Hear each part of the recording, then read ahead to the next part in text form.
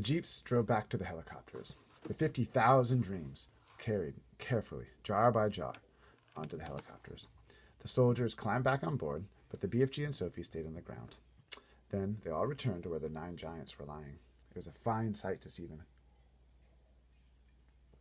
These great air machines hovering over the trussed-up giants. It was an even finer sight to see the giants being woken up by the terrific thundering of the engines overhead. And the finest sight of all was to observe those 9 hideous brutes squirming and twisting above on the ground like a mass of mighty snakes as they tried to free themselves from their ropes and chains. "I is flesh bungled!" roared the flesh Peter. "I is split wiggled!" yelled the chowder. "I is swag walloped!" bellowed the bone cruncher. "I is goose gruggled!" howled the man hugger. "I is Gunsel Swite!" shouted the meat dripper. "I is Fluck Gungled!" screamed the maid masher. "I is Slop Gruggled!" squawked the gizzard gulper. "I is Crud Squinkled!"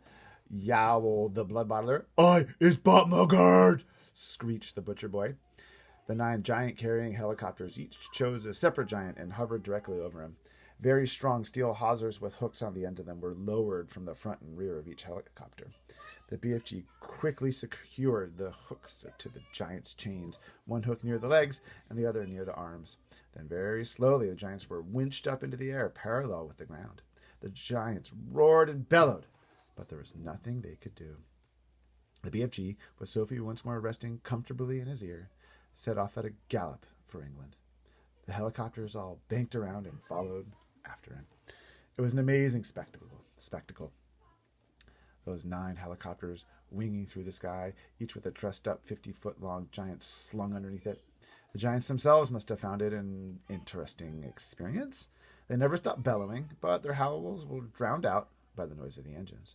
When it began to get dark, the helicopters switched on powerful searchlights and trained them onto the galloping giant so as to keep him in sight.